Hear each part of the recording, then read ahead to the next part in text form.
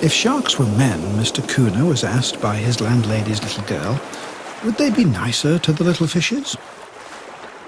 Certainly, he said. If sharks were men, they would build enormous boxes in the ocean for the little fish, with all kinds of food inside, both vegetable and animal. They would take care that the boxes always had fresh water, and in general they would make all kinds of sanitary arrangements. If, for example, a little fish were to injure a fin, it would immediately be bandaged so that it would not die and be lost to the sharks before its time. So that the little fish would not become melancholy, there would be from time to time big water festivals, so that the small fish would not be bored. And there would be also all kinds of amusements, because cheerful fish taste much better than melancholy ones. There would, of course, also be schools in the big boxes. In these schools, the little fish would learn how to swim into the shark's jaws.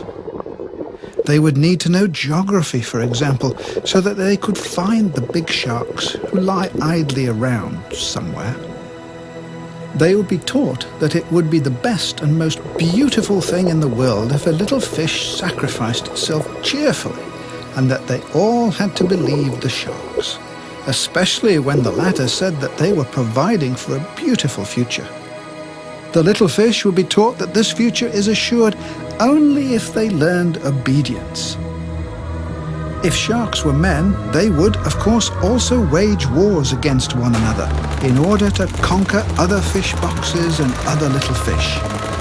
The wars would be waged by their own little fish. They would teach their little fish that there was an enormous difference between themselves and the little fish belonging to the other sharks. Little fish are silent in quite different languages and hence find it impossible to understand one another. Each little fish that, in a war, killed a couple of other little fish, enemy ones, silent in their own language, would have a little medal made of seaweed pinned to it and be awarded the title of hero. If sharks were men, there would, of course, also be fish art. Sharks would support and help little fish artists, and the other little fishes would admire them. There would also be a religion, if sharks were men.